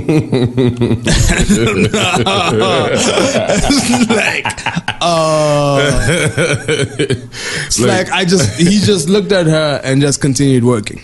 Look, like, I understand why Americans think Africa is a country. They think Africa is basically structured like the United States. Yeah. It's like all these countries are states. They don't think that. They do. They don't think that. I'm telling you. Stop giving them credit. That's they just what it think is. Africa is one big old country. No, they think. They don't think that. They look at their geography and they think that's what Africa is. That's where it comes from, bro. I'm telling you. No. They're just ignorant. They think Europe is a fucking country too. No, they don't. No, they don't. They do. They don't. Why do you think they do? Why are you supporting this? Like, why are you supporting it? Because I understand where it comes from. No, man. America that's not where it comes is a from. country with states in it, and they think Africa is like that too. They're just ignorant. They are ignorant. You just want to stick to that? That's what it is. That's the truth, fam. But you can't blame them. Like, their education system doesn't. It's not even about the. They're not reading up on Africa, bro. Yeah, they're not reading up on Africa. Yeah, especially Black Americans. That's how crazy it is. There's a man. He's my dad's friend, and that's where when my brother went to the States, that's where he stayed, right, for the first, I think, year or two. Yeah. And the thing is, this man legit doesn't like mingling with Black or with African Americans. Is he white? He's black. He's a Zambian man. Oh, okay. He's a Zambian man with a Zambian accent. If he came here, you wouldn't even know he's been in the States for the past. Black Americans 15, don't consider themselves Africans, though. Yeah, but like, so, you know, one of those things where you go out of the country and then you see somebody who's the same color as you, and then you have a conversation with them, and then they're more ignorant about Africa than white people are. Yeah. White people are inquisitive. They want to find out. They want to know. You know, they want to learn and see. It's like, oh, so really? Oh, so this is what happens. So it's like Black people do not give a damn. The majority of Black people, anyway, do not give a damn, and they just don't care. Yeah. And he doesn't like being around Black people. Wow. For that particular reason. And this is happening, man. Some Uncle Ruckus shit, though. It's crazy. It's crazy, but the fact is, it's like you should be the one educating them. You know what I mean? Yeah, but like they don't want to learn though. One a day. But yeah, I guess I get it. You know, they like, this is the main thing. It's like, even when Black Americans, like African Americans, come to Africa, like, do we consider them African? No, not at all. So it's the same not thing. At all. Yeah, it's like they're foreigners. Okay, that's how we treat them. They ain't from here. Yeah, I mean, there's certain people who obviously are in touch with that side, and for the most part, they're kind of like looked down on. You know, like the intellectual Black minds who talk about Africa and going back to Africa and all of these different things. Oh, I'm African American. I'm an African. Yeah. they're always being bashed in movies, in sitcoms. Like, yo, get out of here with that African rubbish. I was watching 8 Mile, and remember that dude? What's his name? The guy who would always have like I forgot his name, but he was like, yo, Africa, respect yourself, sister. It's like, hey, Farrakhan, keep quiet. It's like nobody trying to hear that. It's crazy, but it is what it is, man. So recently, a successful kidney transplant happened here. Yeah. What are the details of that? This is the first time ever. First time ever, and I was so excited. I was so excited when I heard this on the news, and there was a kidney transplant. Basically, a brother was donating to his brother. Yeah. All right, and I was like, wow, we did this. Yeah. We did this, and then the details emerged because it was like, Zambian doctors, with first Zambian transplant. Yeah. All right, and then later on, information came out that it was Zambian and Italian doctors. And I was like, You got disappointed, my G? Oh, man. Well, it could be a situation where they would just, do that there, snip that little thing there, then put this here. Yeah, do you think that's what was happening? So you think the Zambian doctors were just watching? I think so. Fanatik is full of shit. I think so. I think I've said that on every podcast. I think so. UTH? I think do not get me started. I think you are still bitter about what happened to you with your big toe. Yeah, when it got snipped off. And a lot of other things. And what other things got snipped off, my bro? Uncle, no. Nothing got snipped off. My uncle died there. Oh, come on, my uncle man. You died can't there. do that to me, man. I'm trying to get my jokes off. I'm trying to get my jokes off. And now you talk about people dying. My uncle died there. My grandfather died there. Yeah. You know what I mean? Yeah. So you out here trying to tell me that those same niggas... How do you know it's the same people? Because it's the same institution, bro. The same niggas who couldn't take care of my uncle because he went in sick and he wasn't seen for 3 days. And they put him on a drip of water. So he wasn't seen for 3 days. Wow, dude. So you think those same niggas are transplanting kidneys? Fuck out of here. So you did... Get out. Fanatik wants all the smoke today. Like, fuck you niggas, man. I do not believe you. Hey. You transplanted the kidney? Nah, man. Bad, man. Please. Big shout out to the Italian doctors who performed that kidney transplant here in Zambia. Hey, man, you sounding mad coonish right now, bro. Yo. Sound like a coon, some Uncle Ruckus shit right now, man. Big shout out to them. Traveled all the way. Yo, this is some Uncle Ruckus shit, bro. All the way from Italy, what bro. What the fuck? Come transplant a Zambian nigga's kidney. You lucky ass nigga. Look, like the government, the report from the Ministry of Health literally said, one of the ministers said, this is great because it'll save us a whole lot of money. Yeah. You know, instead of us sending people out of the country because we spend a whole lot of dollars on that. Yeah. We can save that money and, channel those funds elsewhere. Okay. So when they said that, I was like, oh, okay. So we're able to do this here now. So now when this information of Italian doctors coming into the picture, that kind of changes the situation. But we don't know the details. And I know you have had prior experiences. You don't need to know the details, bro. So you are really convinced the Italians did everything? They did everything. There was Zambians watching. Probably like, yo, pass me the scalpel. Wow. Pass me the syringe. They was like, yeah. It's like, yo, we did this together. Yeah, teamwork makes the dream work. And the Italians were probably like, look at this, guys. It's like, yeah, we're probably gonna go have some of that stuff they call their pizza. Oh my God. Yo, Fanatik wilding out today, man. I'm telling you, bro, yo. This nigga wilding out today, man. Shit. We did not. You know a place that does their own transplants? Or stuff like that? You know what happens when people start doing their own things in their own country?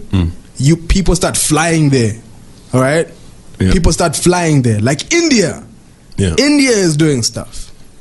India is doing transplants and all of those different things. They're doing that. I think we probably had, one of the guys, cut some skin open here and there. I mean, like, come on. They'll probably did it's like, shit. Okay, yeah, make the incision. Boom. Okay, it's like, okay, fine. Thank you. You got this. Good job. All right, nigga. Good job. I'll take it from here. Take it from here. But hey, I'm a bit more optimistic about this. I really think our guys did something there, and but my thing is, after 54 years of independence, this is our first success story. Yeah, and it is worrying. And it involved outsiders, so we still can't perform. We can't function on our own, and this is the conversation we're having about independence. Yeah, we can't do shit on our own, guys. So you just fucked up that story. I like how you started it, then you just went off. I don't like UTH. All right, I don't like UTH. I don't like the doctors of the UTH. I don't like the nurses of UTH. All right. I remember Dr. Monique. Shout out to Dr. Monique. That was her name. All right. Are you calling her out? I'm calling her out because she did some damage on my big toe. Oh, on your big toe. On my big toe. I don't know why she was mad. Maybe because she ain't seen a young handsome man in a while. She too busy. She was mad. She was mad. It's like, I ain't got no nigga. I ain't got no handsome nigga. This nigga running around here cutting his toe. She wasn't looking at you like this handsome ass mad. Nigga. Fuck out of here. Trying to. I ain't got no nigga busy trying to murder my big toe, making threats. It's like, if you flinch, you're gonna go to the theater and they'll see you tomorrow. And if they see you tomorrow, the damage is so bad, they're gonna have to cut off your toe. It's like, just ask for my number. I won't give it to you, but I ask. Make an effort. Don't be. But for the record, like Fanatik's talking about his penis. That's the big toe he's talking about. Nah, it was my big toe. I cut my big toe, man. It was crazy. Bled like crazy. Bled like why the hell would I cut my penis though? How? What am I doing cutting my penis? You bled for 7 days, bro? You full of shit.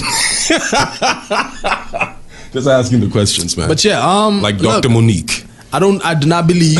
Was she fly? Monique's usually She was pretty. Fly. She was she was pretty. She was very pretty. She was very pretty. Yeah. Should have given her your number. Nah, man. For what? For a reason. So she could. After what she did to my toe. So you could forward my number to her. How about that? Oh, yeah? Then she would check out my big toe. There you go. That's what we're calling it. It's a big toe now. Big toe. We're going to have to change the name of the podcast to The Big Toe. And then this just takes me to Big Kill Bill. I'm sorry. Oh, damn. Yeah, I've watched Kill Bill like 7 or 8 times. This week? No. Like, since it came out. Yeah. And when she got this part 2, after Bill just Volume 2 murderized her. Yeah. And then she woke up, and then she was in a coma for a while, and then she woke up from the coma, but she couldn't walk. You remember that part? Yeah, I remember that shit. And then she got in the car, and then she was trying to concentrate, and she was saying what? Wiggle your big toe. Wiggle your big toe. We just spoiled the movie. Wiggle your big toe. You're full of shit. Chromez, I swear. Oh, no. Chromez is so corny, he's probably going to say that with somebody. I swear. During a session. I swear. Wiggle your big toe. Man. Oh, man. No. I'm going to make a girl say that to me. Yeah. Oh, yes. There you go. Wiggle your big toe. All right. So, to close out. Yeah. We know about the sad news. Mama Kankasa. Mama Kankasa. Yeah. Passed away. She passed away. In South Africa. On the 26th. Was it? 26th? What's the day? I believe so. Anyway, she was moved to South Africa on the 9th of October. She was there until she passed away. So that was for medical treatment? For medical treatment. Because UTH couldn't? Yeah. They were performing a kidney transplant, but they couldn't take care of our freedom fighter. Imagine that. The irony. The irony. But yeah, she passed away. Look, Mama Kankase is, when you talk about the women's movement or women's place in history and as far as the independence of this country is concerned, she is... You can't talk about it without mentioning her name. Without mentioning her. She's the forerunner. She's you have to speak about her. Yeah. All right? The fact that she's passed on is... Today's actually... They're burying her today. Yeah, they're burying her today, and it's the day of national mourning in Zambia. All right, so all flags are flying at half-mast. Radios are playing solemn and gospel music. Yeah. So yeah, if you're gonna talk about freedom fighting and all of those different things, you're gonna talk about her. Yeah. You know, you're gonna talk about her. Yeah.